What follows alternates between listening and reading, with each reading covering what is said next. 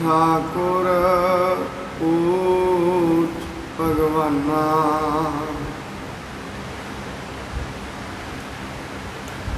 श्री गुरु ग्रंथ साहिब महाराज जी की पावन पवित्र हजूरी अंदर जुड़ बैठी साध संगत जी,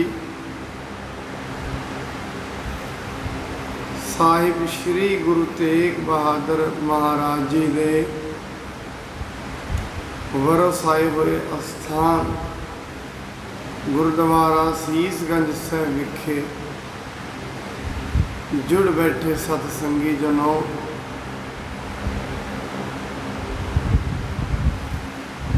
सिद्ध गोष्ठ बाणी दी विचार असी निरंतर सवेर के दीवाना अंदर कर रहे हाँ। सिद्ध जेड़े ने वो परमार्थ के बड़े गंभीर सवाल गुरु नानक साहब जी ने पूछते हैं। गुरु नानक साहब जी बड़े गंभीर सवालों के जवाब बड़े सहजे ही तरीके नाल दे देंगे।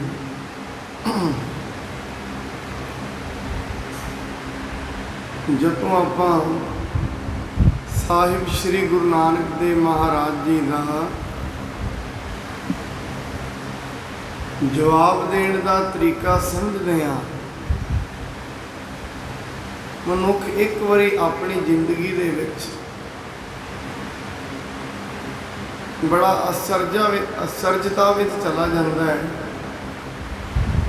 इस तरीके नाल महाराज एडी वड्डी गल का जवाब बड़े सोहने ही तरीके नाल दे देंगे।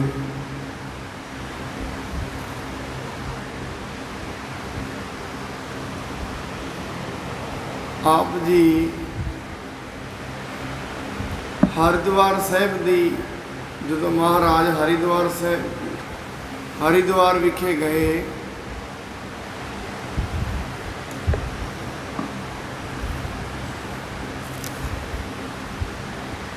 उत्थे की वेखते हैं, लोग सूरज नूं पानी दे रहे हैं। हुण जे महाराज साहब जी सीधा उन्होंने कहिंदे सूरज नूं पानी नहीं देना चाहिए, शायद साहब जी महाराज जी की उन्हां दे नाल तकरार भी हो जाती।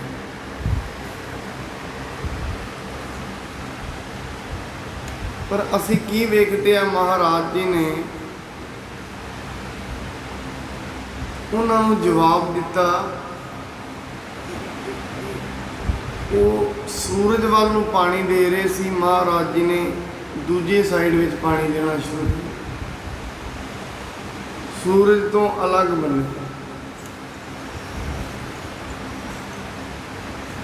नाल दे जेड़े उत्थे पंडे ने वो ये पुछदे ने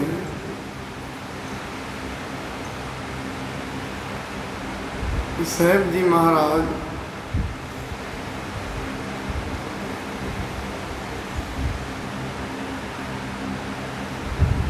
गुरु जी तुसी इधर पानी क्यों दे रहे हो? महाराज जी कहते ये सवाल साडे उत्ते बाद च है।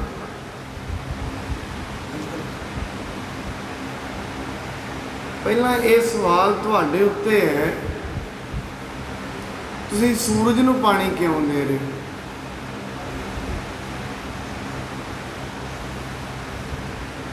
महाराज जी कहन लगे कि तुसी सूरज नूं पानी दे रहे हो कि साडे पितरां ते पहुँचेगा। महाराज कहते साडा जमीन है करतारपुर साहिब विखे, असी जदों उत्थे आए सी उत्थे फसल बीज के आए सी। हुण असी सोचते हाँ पिछों फसल सुक गई होएगी, क्यों ना पानी दे दईए। सारे बड़ा जोर लगा के हसते हैं कि महाराज किहो जिहियां भोलियां गल्लां करदे हो। ਕਹਿੰਦੇ ਕਰਤਾਰਪੁਰ ਸਾਹਿਬ ਕਿੱਥੇ, ਕਿੱਥੇ ਹਰਿਦੁਆਰ, ਕਿ ਇੰਨੀ ਦੂਰ ਪਾਣੀ ਪਹੁੰਚ ਜਾਏਗਾ। ਮਹਾਰਾਜ ਜੀ ਕਹਿੰਦੇ ਕਰਤਾਰਪੁਰ ਸਾਹਿਬ ਤੇ ਦੁਨੀਆ ਤੇ ਹੀ ਹੋਏਗਾ, ਇਹਦੀ ਤੇ ਦੂਰੀ ਨਾਪੀ ਜਾ ਸਕਦੀ ਹੈ ਕਿਲੋਮੀਟਰਾਂ 'ਚ, ਪਰ ਜਿਹੜੀ ਚੀਜ਼ ਨੂੰ ਪਾਣੀ ਦੇਣ ਦੀ ਤੁਸੀਂ ਗੱਲ ਕਰ ਰਹੇ ਹੋ ਉਹਦੇ ਤੇ ਪਹੁੰਚ ਹੀ ਕਿਸੇ ਦੀ ਨਹੀਂ। ਉਹ ਇਹ ਸਮਝ ਗਏ। ਸੋ ਮਹਾਰਾਜ ਜੀ ਦਾ ਜਿਹੜਾ ਸਵਾਲ, ਜਿਹੜਾ ਜਵਾਬ ਦੇਣ ਦਾ ਤਰੀਕਾ ਉਹ ਬੜਾ ਗਹਿਰਾ ਹੈ। ਅੱਜ ਮਹਾਰਾਜ ਜੀ ਕਹਿੰਦੇ ਨੇ ਆਦ ਕੋ ਵਿਸਮਾਦ ਵਿਚਾਰ ਕਥਿਅਲੇ ਸੁਨ ਨਿਰੰਤਰ ਵਾਸ ਲਿਆ। ਜੀ ਕੋਈ ਮਹਾਰਾਜ ਜੀ ਨੂੰ ਇਹ ਸਵਾਲ ਪੁੱਛੇ ਪਰਮਾਤਮਾ ਕੀ ਹੈ, ਪਰ ਇਹ ਤੇ ਅਸੀਂ ਬੜੀ ਵਾਰੀ ਸਾਂਝਾ ਕੀਤਾ ਹੈ, ਉਹ ਰਹਿੰਦਾ ਕਿੱਥੇ ਹੈ ਕਿੱਥੇ ਨਹੀਂ, ਪਰ ਉਹ ਹੈ ਕੀ। ਫਿਰ ਇਹਦਾ ਸਵਾਲ ਮਹਾਰਾਜ ਜਵਾਬ ਦਿੰਦੇ ਨੇ, ਉਹ ਅਚਰਜ ਰੂਪ ਹੈ, ਉਹ ਅਚਰਜਤਾ ਵਾਲਾ ਹੈ। ਜਦੋਂ ਉਹਨੂੰ ਮਨੁੱਖ ਦੇਖਦਾ ਹੈ, ਉਹਦੀ ਕਰਨੀ ਨੂੰ ਵੇਖਦਾ, ਉਹਦੇ ਅੰਦਰ ਅਚਰਜਤਾ ਆ ਜਾਂਦੀ ਹੈ। ਐਸਾ ਹੈ ਪਰਮਾਤਮਾ। ਆਦ ਕੋ ਵਿਸਮਾਦ ਵਿਚਾਰ ਕਥੀ ਹੈ, ਜਿਨਮਾਨ ਬਾਣੀ ਕਹਿੰਦੀ ਹੈ ਵਿਸਮਾਦ ਨਾਦ, ਵਿਸਮਾਦ ਭੇਦ। ਮਹਾਰਾਜ ਵਿਸਮਾਦ ਦੇ ਵਿੱਚ ਕਹਿੰਦੇ ਨੇ ਸਾਰਾ ਕੁਝ ਅਚਰਜ ਹੀ ਅਚਰਜ ਹੈ ਦੁਨੀਆ ਤੇ। ਪਰ ਇਹ ਅਚਰਜਤਾ ਦੀ ਅਵਸਥਾ ਪੈਦਾ ਕਦੋਂ ਹੁੰਦੀ ਹੈ? ਹੁਣ ਵਾਹਿਗੁਰੂ ਵਾਹਿਗੁਰੂ ਮਨੁੱਖ ਕਰ ਰਿਹਾ ਹੈ, ਕਰਦਿਆਂ ਵੇਖੋ ਮਨੁੱਖ ਜਦੋਂ ਬੱਚੇ ਤੋਂ ਜਵਾਨ ਹੁੰਦਾ ਹੈ, ਉਸ ਦਿਨ ਉਹਦੇ ਸਰੀਰ ਵਿੱਚ ਸ਼ਕਤੀ ਆ ਜਾਂਦੀ ਹੈ, ਦੁਨਿਆਵੀ ਤੌਰ ਤੇ ਉਹ ਪੈਂਡੇ ਤੈਅ ਕਰਨੇ ਸ਼ੁਰੂ ਕਰ ਦਿੰਦਾ ਹੈ। ਜਵਾਨੀ ਦੇ ਵਿੱਚ ਮਨੁੱਖ ਹਜ਼ਾਰਾਂ ਹੀ ਕਿਲੋਮੀਟਰ ਦੇ ਪੈਂਡੇ ਤੈਅ ਕਰਦਾ ਹੈ, ਹਜ਼ਾਰਾਂ ਹੀ ਕਿਲੋਮੀਟਰ ਤੱਕ ਜਾ ਸਕਦਾ ਹੈ। ਪਰ ਕਦੋਂ ਕਿ ਬਚਪਨ 'ਚ ਜਾ ਸਕਦਾ ਸੀ? ਨਹੀਂ। ਇਹ ਅਵਸਥਾ ਉਹਦੇ ਤੇ ਆਈ ਹੈ ਜਵਾਨੀ ਵਿੱਚ। ਕਿਉਂ? ਜਵਾਨੀ ਵਿੱਚ ਸਰੀਰ ਕੰਮ ਕਰਨ ਲੱਗ ਪਿਆ। ਐਵੇਂ ਹੀ ਹਜੇ ਮਨ ਮਨੁੱਖ ਦਾ ਬਚਪਨ ਹੈ, ਦੇ ਬਚਪਨ ਵਾਲਾ ਮਨ ਵੱਡੀਆਂ ਵੱਡੀਆਂ ਗੱਲਾਂ ਨੂੰ ਇੰਨੀ ਛੇਤੀ ਨਹੀਂ ਸਮਝਦਾ। ਇਹਨੂੰ ਬਚਪਨਾ ਹੀ ਕਿਹਾ ਜਾਏਗਾ। ਬਾਣੀ ਕਹਿੰਦੀ ਹੈ ਜਿਉ ਸੁਪਨਾ ਅਰ ਪੇਖਨਾ ਐਸੇ ਜਗ ਕੋ ਜਾਨ। ਸੁਪਨੇ ਨੂੰ ਸੱਚ ਕਰਕੇ ਸਮਝ ਲੈਣਾ, ਇਹ ਤੇ ਬਚਪਨਾ ਹੈ। ਇੱਕ ਬੱਚੇ ਨੂੰ ਸੁੱਤੇ ਪਿਆ ਸੁਪਨਾ ਆਇਆ, ਉਹਦੀ ਬੜੀ ਵੱਡੀ ਦੁਕਾਨ ਹੈ, ਉੱਤੇ ਚੋਕਲੇਟ ਨੇ, ਜਾਂ ਸੁਪਨਾ ਆ ਗਿਆ ਉਹ ਪੁਲਿਸ ਵਾਲਾ ਹੈ, ਪੁਲਿਸ ਵਾਲਾ ਹੈ। ਉਹਦੇ ਘਰ ਦੇ ਉਹਨੂੰ ਪੁੱਛਦੇ ਨੇ, ਕਹਿੰਦੇ ਬੇਟਾ ਉਰਾ, ਕਹਿੰਦਾ ਨਹੀਂ ਮੈਨੂੰ ਸਲੂਟ ਮਾਰ ਕੇ ਗੱਲ ਕਰੋ। ਕਹਿੰਦੇ ਕਿਉਂ? ਕਹਿੰਦਾ ਮੈਂ ਪੁਲਿਸ ਵਾਲਾ। ਘਰ ਦੇ ਬੜੇ ਹੈਰਾਨ ਹੋਏ, ਕਹਿੰਦੇ ਨਹੀਂ ਬੇਟਾ ਤੂੰ ਬੱਚਾ ਹੈ ਅਜੇ, ਤੇਰੀ ਤੇ ਉਮਰ ਹੀ ਨਹੀਂ ਪੁਲਿਸ ਵਾਲੀ। ਕਹਿੰਦੇ ਨਹੀਂ, ਕਿ ਤੈਨੂੰ ਕਿਵੇਂ? ਕਹਿੰਦੇ ਮੈਂ ਸੁਪਨਾ ਵੇਖ ਰਿਹਾ, ਸੁਪਨੇ ਵਿੱਚ ਮੈਂ ਪੁਲਿਸ ਵਾਲਾ ਸੀ। ਫਿਰ ਕੋਈ ਸਿਆਣਾ ਮੈਨੂੰ ਕਹੇਗਾ ਬੇਟਾ ਸੁਪਨਾ ਹੋਰ ਚੀਜ਼ ਹੁੰਦੀ ਹੈ, ਅਸਲ ਜ਼ਿੰਦਗੀ ਹੋਰ ਚੀਜ਼ ਹੁੰਦੀ ਹੈ। ਐਵੇਂ ਮਹਾਰਾਜ ਜੀ ਕਹਿੰਦੇ ਨੇ ਇਹ ਜਿਹੜੀ ਦੁਨੀਆ ਇਹ ਸੁਪਨਾ ਹੈ। ਸੁਪਨੇ ਦਾ ਮਤਲਬ ਕੀ ਹੈ? ਜੋ ਸਦੀਵੀ ਨਾ ਰਹੇ। ਸੁਪਨਾ ਸਦੀਵੀ ਨਹੀਂ ਰਹਿੰਦਾ। ਸੁਪਨਾ ਰਾਤ ਆਉਂਦਾ, ਸਵੇਰੇ ਖਤਮ ਹੋ ਜਾਂਦਾ। ਇਸੇ ਤਰੀਕੇ ਨਾਲ ਦੁਨੀਆ ਦਾ ਵੀ ਐਸਾ ਹੀ ਸੁਭਾਅ ਹੈ। ਇਹ ਸੁਪਨਾ ਹੈ। ਇੱਥੇ ਮਨੁੱਖ ਪਹਿਲਾਂ ਬੱਚਾ ਹੁੰਦਾ ਹੈ, ਫਿਰ ਉਹ ਬਚਪਨ 'ਚ ਸੁਪਨੇ ਲੈਂਦਾ ਹੈ, ਜਵਾਨੀ ਦੇ, ਜਵਾਨੀ ਵਿੱਚ ਸੁਪਨੇ ਲੈਂਦਾ ਅੱਧ ਖੜ ਉਮਰ ਦੇ, ਅੱਧ ਖੜ ਵਿੱਚ ਉਮਰ 'ਚ ਸੁਪਨੇ ਲੈਂਦਾ ਹੈ ਬੁਢੇਪੇ ਦੇ, ਤੇ ਬੁਢੇਪੇ ਤੋਂ ਬਾਅਦ ਉਹਨੂੰ ਸੁਪਨੇ ਹੀ ਆਉਣੇ ਬੰਦ ਹੋ ਜਾਂਦੇ ਨੇ। ਕਿਉਂ? ਅਗਲਾ ਸੁਪਨਾ ਹੁਣ ਕੀ ਲਏ? ਅੱਗੇ ਤੇ ਹੁਣ ਕੋਈ ਅਵਸਥਾ ਆਉਣੀ ਨਹੀਂ ਸਰੀਰ ਦੀ, ਕਿਉਂਕਿ ਮਨੁੱਖ ਬਦਲਦਾ ਹੈ। ਸਰੀਰ ਦੀ ਅਵਸਥਾ ਕਾਰਨ ਇੱਕ ਭਗਤ ਬਦਲਦਾ ਹੈ ਮਾਨਸਿਕ ਅਵਸਥਾ। ਜਿਉਂ-ਜਿਉਂ ਮਨੁੱਖ ਗੁਰਬਾਣੀ ਦੇ ਨਾਮ ਦੇ ਅਭਿਆਸ 'ਤੇ ਤੁਰਦਾ ਰਹਿੰਦਾ ਹੈ, ਉਹਦੇ ਮਨ ਦੀ ਅਵਸਥਾ ਬਦਲਦੀ ਰਹਿੰਦੀ ਹੈ। ਉਹਦੇ ਮਨ ਦੀਆਂ ਅਵਸਥਾਵਾਂ ਬਦਲਦੀਆਂ ਰਹਿੰਦੀਆਂ ਨੇ। ਅੱਜ ਕੁਝ ਹੋਰ ਸਮਝਦਾ ਹੈ, ਕੱਲ੍ਹ ਹੋਰ ਸਮਝਦਾ ਹੈ। ਜਿਵੇਂ ਇਹਨਾਂ ਨੇ ਜਿਉਂ-ਜਿਉਂ ਮਨੁੱਖ ਦੀ ਇਹ ਜ਼ਿੰਦਗੀ ਬਦਲਦੀ ਹੈ, ਇਹਦੀਆਂ ਅਵਸਥਾਵਾਂ ਬਦਲਦੀਆਂ।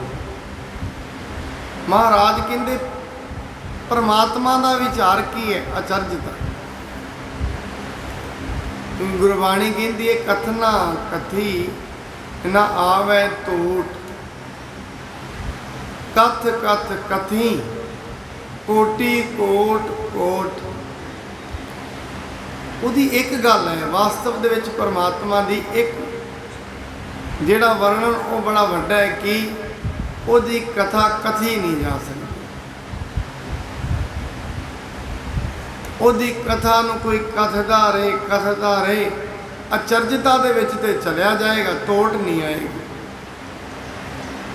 ਦੁਨੀਆ ਦੇ ਵਿੱਚ ਕੋਈ ਵੀ ਐਸੀ ਚੀਜ਼ ਨਹੀਂ ਹੈ ਜਿਸ ਦੇ ਵਿੱਚ ਅਚਰਜਤਾ ਹੋਵੇ। ਇੱਕ ਵਾਰੀ ਹੋਏਗੀ, ਵਾਰ-ਵਾਰ ਨਹੀਂ ਹੋਏਗੀ। ਭਾਵ ਹਿੰਦੁਸਤਾਨ ਤੋਂ ਮਨੁੱਖ ਅਮਰੀਕਾ ਜਾਏ ਨਾ, ਇੱਕ ਵਾਰੀ ਅਚਰਜਤਾ ਆਏਗੀ ਵੀ ਚਲੋ ਬੜੀ ਵਧੀਆ ਕੰਟਰੀ ਹੈ, ਦੁਬਾਰਾ ਨਹੀਂ। ਪਰ ਗੁਰਬਾਣੀ ਦੀ ਪਰਮੇਸ਼ਰ ਦੀ ਵਿਚਾਰ ਐਸੀ ਹੈ, ਰੋਜ਼ ਨਵੀਂ ਹੀ ਚੀਜ਼ ਪਤਾ ਲੱਗਦੀ, ਔਰ ਮਨੁੱਖ ਚਾਹੁੰਦਾ ਵੀ ਨਵਾਂ ਹੀ ਹੈ ਰੋਜ਼। ਭਾਵ ਆਪਾਂ ਕਈ ਵਾਰੀ ਕਹਿੰਦੇ ਹਾਂ ਇੱਕ ਮਨੁੱਖ ਦੇ ਕੋਲ ਅਰਬਾਂ ਰੁਪਈਏ ਨੇ, ਇਹ ਰੁਕਿਆ ਕਿਉਂ ਨਹੀਂ? ਉਹ ਰੁਕਦਾ ਤਾਂ ਨਹੀਂ, ਮਨ ਰੋਜ਼ ਨਵਾਂ ਚਾਹੁੰਦਾ। ਮਨ ਨਹੀਂ ਰੁਕਦਾ। ਮਨੁੱਖ ਤੇ ਰੁਕਣਾ ਚਾਹੁੰਦਾ ਹੈ, ਮਨ ਨਹੀਂ ਰੁਕਦਾ। ਜਦੋਂ ਪਰਮੇਸ਼ਰ ਦੇ ਨਾਲ ਲਿਵ ਜੁੜ ਜਾਂਦੀ ਹੈ, ਫਿਰ ਉੱਥੇ ਕਹਿੰਦੇ ਨੇ ਉੱਥੇ ਅਵਸਥਾ ਕਿਹੜੀ ਹੁੰਦੀ ਹੈ? ਸੁਣ ਸ਼ਬਦ ਆਪ ਨੇ ਕਈ ਵਾਰੀ ਸੁਣਿਆ ਹੋਏਗਾ। ਸੁਣ ਅਸੀਂ ਕਿਹਨੂੰ ਕਹਿੰਦੇ ਹਾਂ? ਕੋਈ ਐਸੀ ਜਗ੍ਹਾ ਜਿੱਥੇ ਨਾ ਕੋਈ ਮਨੁੱਖ ਆਏ, ਨਾ ਕੋਈ ਜਾਨਵਰ ਆਏ, ਨਾ ਪੰਛੀ ਆਏ, ਨਾ ਕਿਸੇ ਦੀ ਕੋਈ ਆਵਾਜ਼ ਆਏ, ਅਸੀਂ ਕਹਿੰਦੇ ਬੜੀ ਸੁੰਨਸਾਨ ਹੈ। ਇਹਨੂੰ ਹੀ ਕਹਿੰਦੇ ਨੇ ਸੁੰਨ ਅਵਸਥਾ। ਕਿਹੜੀ? ਜਦੋਂ ਮਨੁੱਖ ਨਾ ਤੇ ਪਿਛਲੀ ਜ਼ਿੰਦਗੀ ਬਾਰੇ ਸੋਚੇ ਜੋ ਬੀਤ ਗਿਆ ਤੇ ਗਿਆ, ਨਾ ਅਗਲੀ ਜ਼ਿੰਦਗੀ ਦੀ ਕਲਪਨਾ ਕਰੇ। ਮਨੁੱਖ ਦੋ ਚੀਜ਼ਾਂ ਵਿੱਚ ਜਿੰਦਾ ਹੈ, ਇਹ ਦੋਵਾਂ ਦੇ ਵਿਚਾਰੇ ਦੇ ਵਿੱਚ ਚੱਲਦੇ ਰਹਿੰਦੇ ਨੇ। ਜਾਂ ਤੇ ਪਿੱਛੇ ਜੋ ਬੀਤ ਗਿਆ ਉਸ ਨੂੰ ਸੋਚ ਕੇ ਇਹ ਪਰੇਸ਼ਾਨ ਹੁੰਦਾ ਰਹੇਗਾ, ਅੱਗੇ ਜੋ ਕੁਝ ਆਉਣਾ ਹੈ ਉਹਦੀ ਚਿੰਤਾ ਕਰੀ ਜਾਏਗਾ, ਪਤਾ ਨਹੀਂ ਇਹ ਹੋਣਾ ਹੈ ਕਿ ਨਹੀਂ ਹੋਣਾ। ਇਹ ਦੋ ਵਿਚਾਰ ਜਦੋਂ ਅੰਦਰ ਚੱਲਦੇ ਹੋਣ, ਮਨੁੱਖ ਸੁੰਨ ਅਵਸਥਾ 'ਚ ਨਹੀਂ ਜਾਂਦਾ। ਦੁਨੀਆ ਚਿੰਤਾ ਦੇ ਵਿੱਚ ਤਾਂ ਹੈ, ਇਹ ਪਿਛਲਾ ਸੋਚੀ ਜਾਂਦੀ ਹੈ। ਕਿਸੇ ਦੇ ਨਾਲ ਕੋਈ 50,000 ਰੁਪਏ ਇਕੱਠੇ ਕੀਤੇ ਹੋਣ ਤੇ ਇੱਕਦਮ ਹੀ ਲੱਗ ਜਾਣ, ਮਨੁੱਖ ਸੋਚੀ ਜਾਏਗਾ ਉਹ 50,000 ਨਾਲ ਇਹ ਕਰਨਾ ਸੀ, ਆਹ ਕਰਨਾ ਸੀ, ਸੋਚੀ ਜਾਏਗਾ ਉਹਦੇ ਬਾਰੇ। ਪਰ ਅਸਲ ਦੇ ਵਿੱਚ ਜੋ ਚਲ ਗਿਆ ਉਹ ਤੇ ਗਿਆ। ਜੇ ਮਨੁੱਖ ਨੇ ਉੱਧਰ ਜਾਣਾ ਵੀ ਹੈ, ਜੋ ਹੋਣਾ ਸੀ ਉਹ ਹੋ ਗਿਆ। ਉਹਦੇ ਬਾਰੇ ਸੋਚ ਕੇ ਕੀ ਕੱਢੇਗਾ? ਕੁਝ ਵੀ ਨਹੀਂ।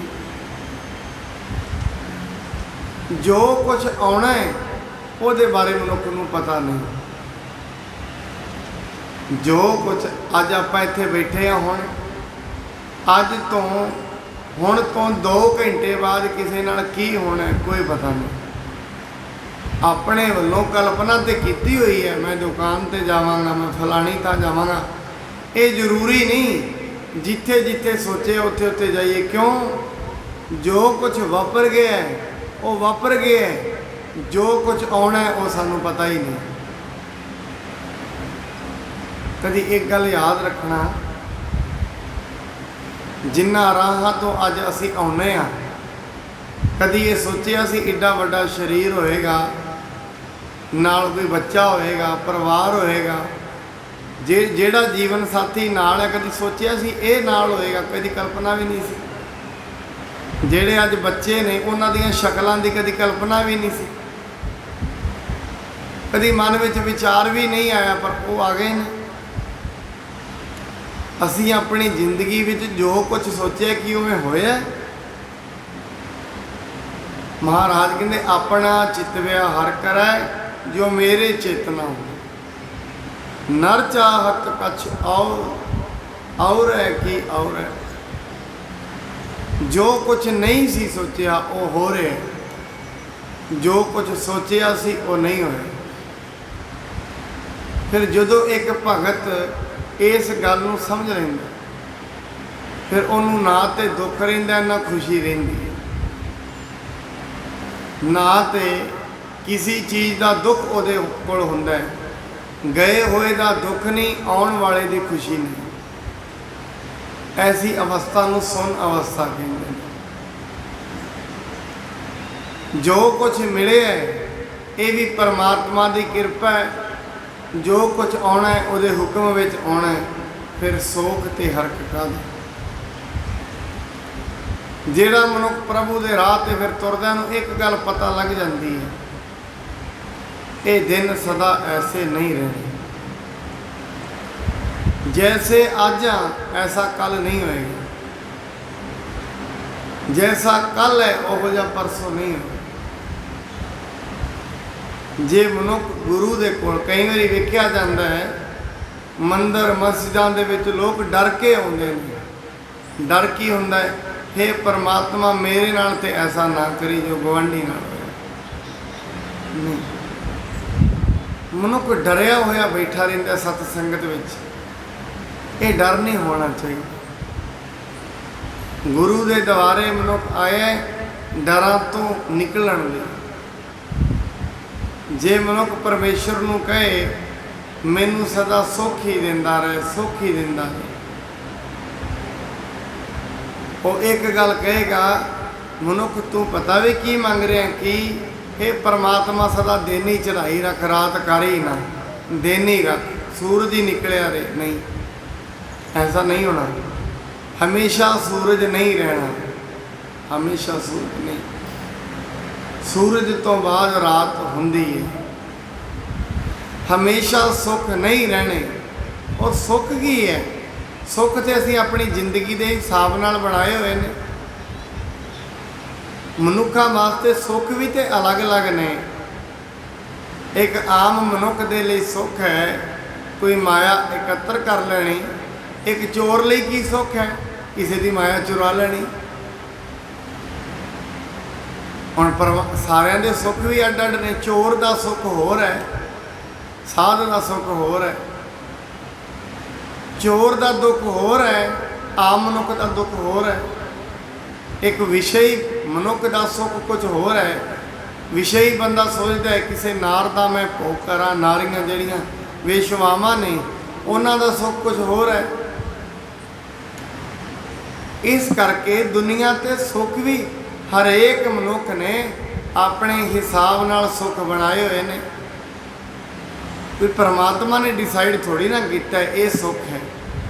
ਗੁਰਬਾਣੀ ਤੇ ਇੱਕ ਹੀ ਸੁੱਖ ਦੀ ਗੱਲ ਕਰਦੀ ਹੈ ਕਿ ਉਦੋਂ ਹੀ ਆਨੰਦ ਆ ਸਕਦਾ ਹੈ, ਉਦੋਂ ਹੀ ਸੁੱਖ ਮਿਲ ਸਕਦਾ ਹੈ ਜਿੱਦਣ ਗੁਰੂ ਮਿਲਦਾ ਹੈ। ਆਨੰਦ ਪਿਆ ਮੇਰੀ ਮਾਈ, ਇਹ ਸੁੱਖ ਦੀ ਗੱਲ ਗੁਰਬਾਣੀ ਕਰਦੀ, ਹੋਰ ਕਿਸੇ ਸੁੱਖ ਦੀ। ਆਨੰਦ ਪਿਆ ਮੇਰੀ ਮਾਏ ਸਤਿਗੁਰੂ ਮੈਂ ਪਾਇਆ। ਜਿਸ ਦਿਨ ਗੁਰੂ ਦੀ ਪ੍ਰਾਪਤੀ ਹੋ ਗਈ ਸੁੱਖ ਉਸ ਦਿਨ ਹੈ, ਉਸ ਤੋਂ ਪਹਿਲਾਂ ਨਹੀਂ। फिर इत्थे सवाल उठेगा, गुरु तो साढ़े सामने बैठे ने, कि प्राप्त नहीं होए? नहीं। ये पता भी किवें है? मैं आप जी ने सौखा उदाहरण देवां। जिवें क्रिकेट का वर्ल्ड कप हुंदा है ना, तो वर्ल्ड कप सामने रखी हुंदी है ट्रॉफी, आए मैच विच सामने रखी हुंदी है, पर कितना जंग हुंदा है टीमां दा, कितनी लड़ाई हुंदी है, रखी सामने हुंदी है। बड़े संघर्ष तो बाद वो ट्रॉफी मिलती है। बड़े संघर्ष तो बाद किन्ने मैच होंदे ने, किन्ने खिलाड़ी थक जाते हैं, किसी दे सट बजती है, कभी बारिश आती है, किन्ना किन्ना कुछ संघर्ष होता है। संघर्ष तो बाद वो ट्रॉफी प्राप्त होती है। एवं साहब श्री गुरु ग्रंथ साहब जी हैगे ते सामने ने, प्राप्ति बड़े संघर्ष तो बाद। कदी हार है, कदी जित है, कदी डिगदा है, कदी उठदा है, डिग डिग के उठ के फिर गुरु प्राप्त होंदा है। ये गुरु की प्राप्ति नहीं, ये एवें समझो जिवें सारियां टीमां दे खिलाड़ी जिन्हां ने एक मैच दे विच हिस्सा लेना है, ट्रॉफी नूं ते वो वेख लैंदे ने, प्राप्त नहीं करते, वेखते रहिंदे ने, प्राप्ति तो नहीं हुई। इस करके जिहड़ी सुन अवस्था है, वो अवस्था है जिथे हरक सुख नहीं, सुख दुख नहीं। क्यों? ज्ञानी पुरुष नूं ये पता लग जाता है, वो वेखदा रुखां दे उत्ते पत्ते लगे ने, सदा नहीं रहिंदे। पतझड़ दी रुत आउंदी है, पत्ते टुट टुट के रुखां नालों थल्ले डिगदे ने, फिर बसंत आउंदी है, पत्ते फिर लगने शुरू हो जाते हैं। ज्ञानी मनुष्य जो सोचता है सदा सुख रहने नहीं, सदा दुख भी नहीं रहने, उन्होंने ये चीज़ पता मालूम हो जाती है। चंद्रमा जिहड़ा हुंदा है, मस्या दी रात वाले दिन चंद्रमा नहीं हुंदा, भावें कि हुंदा है। एवें समझो दे दुख आ गए ने, ਇਹਦਾ मतलब ये नहीं सुख नहीं है, सुख हैगे ने। हौली हौली जिवें फिर मस्या तो बाद थोड़ा थोड़ा चांद निकलता होया पूरा हो जाता है, एवें फिर जिंदगी में दुखों तो बाद फिर सुख आ जाता है। तो गुरबाणी कहती है, इन्हां दुखों सुखों दे विच मनुख चला जाता है दुनिया। दुख सुख करत जन्म फुल मूआ, मर जाता है। कोई चीज़ की दिल में इच्छा है, प्राप्ति नहीं हुई, दुख है। दुख की है? जेड़ी मन में इच्छा है, जे वो पूरी नहीं हुई, दुख है। जे पूरी हो गई, सुख है। पर असल दे विच मन में इच्छावां हुंदियां रहनियां ने, और जे 20 इच्छावां पूरियां हुई, 20 इच्छावां अंदर जन्म लिया, जरूरी नहीं 20 दियां 20 पूरियां होणगियां, 10 हो जाणगियां, 10 नहीं होणगियां। ਜਿਹੜੀਆਂ हो जाणगियां उन्हां नूं मनुख ने नहीं वेखना, ਜਿਹੜੀਆਂ हो गईयां ने ये समझना, ਜਿਹੜੀਆਂ हो नहीं हुईयां उन्हां बारे सोच सोच के परेशान रही जाए। इनू एवें समझना करो जिवें मनुख ने ਇਹਦੇ सामने 4 रोटियां पईयां ने, 5ਵੀਂ रोटी कोई ਜਿਹਦੇ ਵਿੱਚੋਂ चुकनी सी, कोई होर चुक के लै गया। ये ਜਿਹੜੀਆਂ सामने 4 पईयां ने ਉਹਨੂੰ नहीं खाएगा, ਜਿਹੜਾ कोई 5ਵੀਂ चुक के लै गया ਉਹਦੇ बारे सोची जा रहा है। पहला 4 ते आराम नाल खा, 5ਵੀਂ भी आ जाएगी। ਜਿਹੜੀਆਂ 4 रोटियां थाली विच पईयां ने वो नहीं खांदे। इस करके मनुख अज दे विच नहीं जींदा, कल विच जींदा। दुनिया च जिन्हां नूं डिप्रैशन हुंदा है ना, वो ये समझना डिप्रैशन के 2 ही कारण ने। एक तो पिछला बार बार सोची जाना, जां अगला कारण डिप्रैशन का जो कुछ अगे आना है वो बारे सोची जाना, वो कल्पना करी जाना, ये एवें नहीं होएगा। हमेशा मनुख ये क्यों सोचता है मेरे नाल कल नूं माड़ा ही होएगा, एवें क्यों? मनुख की अक्सर सोच है कोई बच्चा पढ़ाई कर लेंदा, पता नहीं नौकरी मिलेगी कि नहीं मिलेगी, नहीं मिलेगी पहले, ये क्यों नहीं कहना मिल जाएगी, एवं क्यों नहीं कहना? क्योंकि मनुख का सुभाव है नकारात्मक सोचना। ताई से साहब जी कहते ने जेड़ा गुरु का सिख है वो एक ही सोचता है कि हुक्म रजाई चलना नानक लिखे, आपे साचे आपे रंगे आपे ही रावे, नानक कामण कंते पावे। महाराज के आपे साचे आपे रंगे, और परमेश्वर ने जे मनुख नूं साजे फिर दुख ते सुख देना भी ओदा ही काम। पर मनुख का की है, जे किसी नूं अखां सही ने, हथ पैर सही ने, लत्तां सही ने, इन्हां बारे कदी नहीं सोचेगा भी रब ने मैनूं ये भी सही दित्तियां नहीं। जे 2 रोटियां सवेरे चाह पी के आया उहदे बारे नहीं सोचेगा मैनूं ये दित्ती है नहीं, ये सोचेगा जो नाल वाले नूं दित्ता है वो मैनूं क्यों नहीं दित्ता। एक राजा दे राज विच राजा ने एक साधु नूं रखिया, वो जिहड़ा साधु नूं राजा ने बड़ा चंगा कमरा बना के दिता, उसकी सलाह भी लैंदा हुंदा सी। एक दिन राजा शिकार खेडते खेडते जंगल में चले गए, बड़ी दूर आखिर दे विच रुल गए दोवें ही। राजा ने सोचा भुखे हैं, एक फल तोड़िया, फल नूं कट्टिया, उहदे 5 टुकड़े कर दिते। 5 टुकड़े करके एक पहला फकीर नूं दिता, कहते तुसीं छको। जदों वो फकीर नूं दिता वो टुकड़ा, फकीर ने खा लिया, तो फकीर कहते अगला भी मैनूं दिओ, वो भी दिता, वो भी खा लिया, कहता अगला भी मैनूं दिओ। एवें एक एक करके 4 टुकड़े वो फकीर खा गया, एक 5वां उहदा रह गया। राजा कहता बड़ा गुस्सा है, सारे ही खा गए। वो कहता 5वां तो मैं खाना है। राजे ने 5वां खादा, एकदम ही बाहर थुक दिता।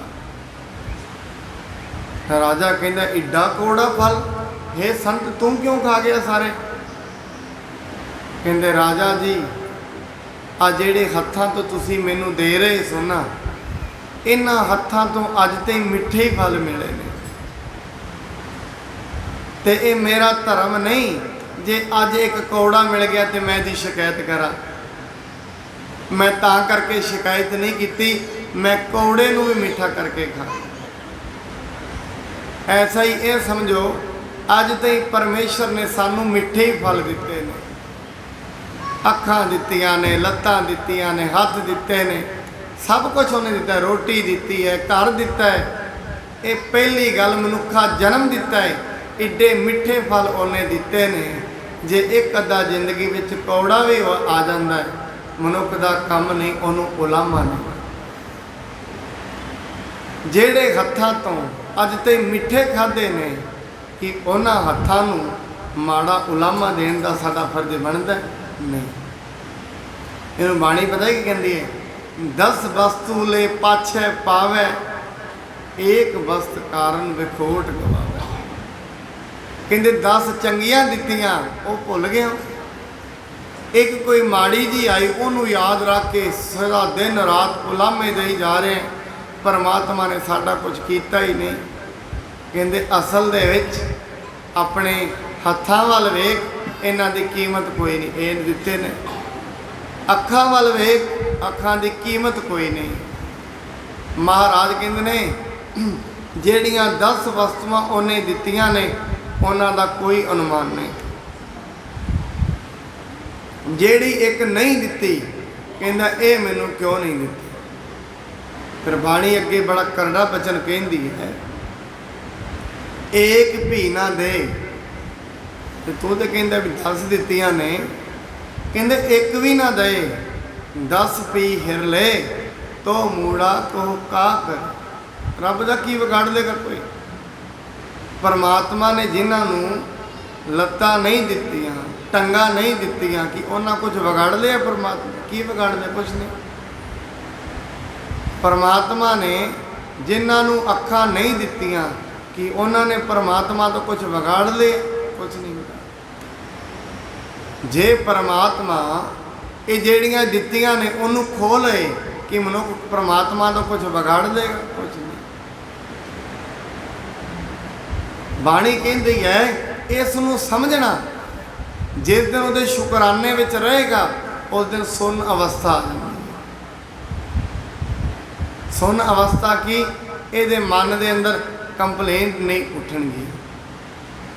ਇਹਦੇ जिन सतगुर की आज्ञा सत सत कर माने, गाव्या सुनिया तिनका हर थाओ पावै, जिन सतगुर की आज्ञा सत सत कर माने। उन्हां दा गाव्या सुनिया थाए पै जांदा है जिहड़े परमेश्वर दे हुक्म नूं सत करके मानदे। परमेश्वर ने रोटी दी है, शुक्र करना चाहिए। उन्हें अखां दित्तियां ने, शुक्र करना चाहिए। शुकराने तो बेमुखताई परमात्मा तो दूर ले जाती है। शुकराना परमात्मा के नेड़े लै आंदा। बार बार उहदा शुकराना करना ये नेड़े ले आएगा। उन्होंने बार बार किसी गल ते कोसी जाना ये परमात्मा तो दूर ले जाएगा।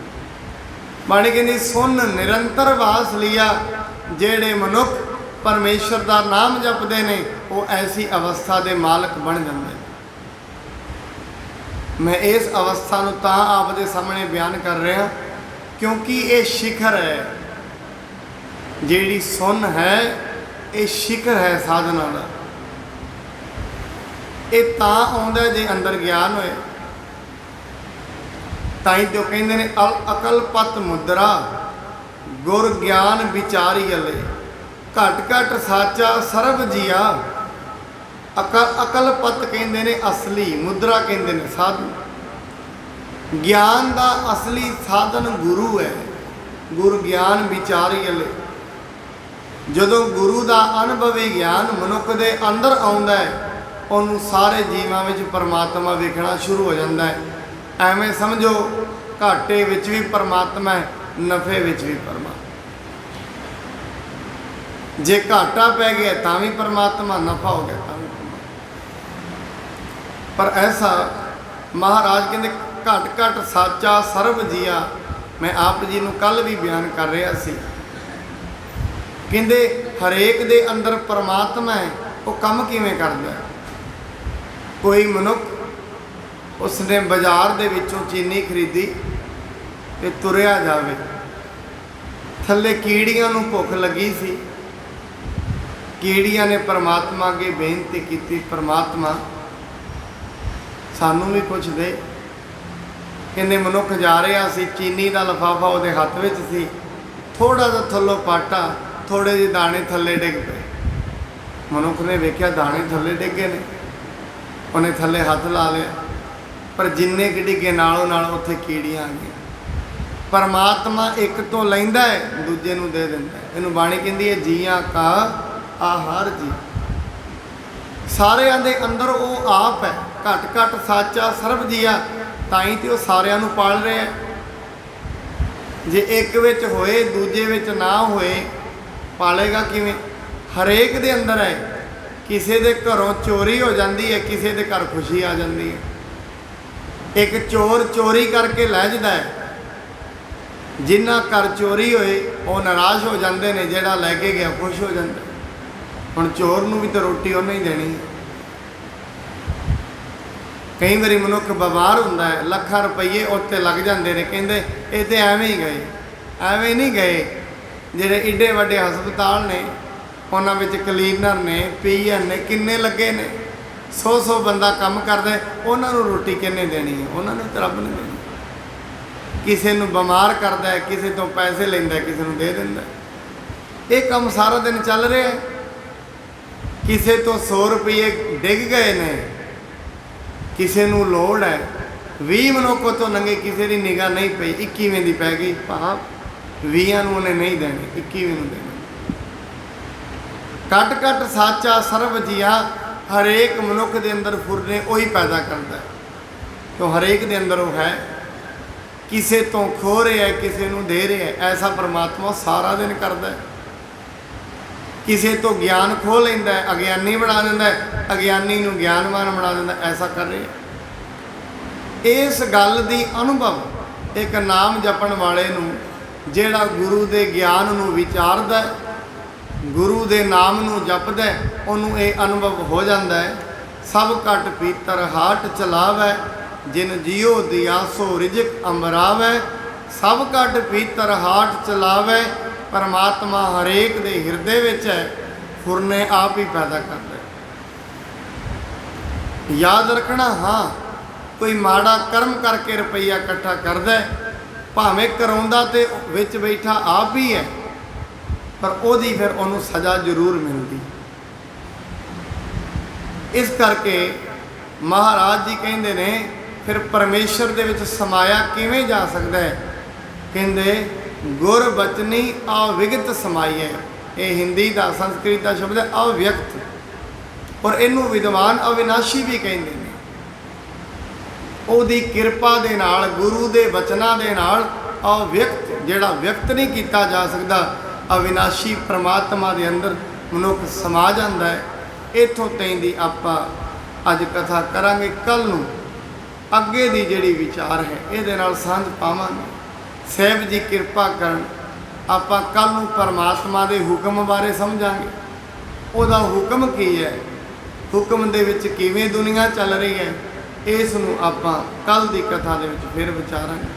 साहिब जी किरपा करन, जिन्ने भी प्राणी आप जी कथा श्रवण करन आउंदे हो, सत संगत विच आउंदी संगत जिन्ने भी माई भाई आउंदे ने, सब नूं गुरु दी देह अरोगता दी दात, नाम दी दात, गुरबाणी गुरसिੱਖੀ दी दात बख्शे, तां जो आप एवें निरंतर गुरु दी सत संगत विच आके अपनी जिंदगी दे विचों नाम बाणी दे अरोगता दी दातां प्राप्त कर सको। इन्हियां बेनतियां परवान। वाहिगुरू जी का खालसा, वाहिगुरू जी की फतेह।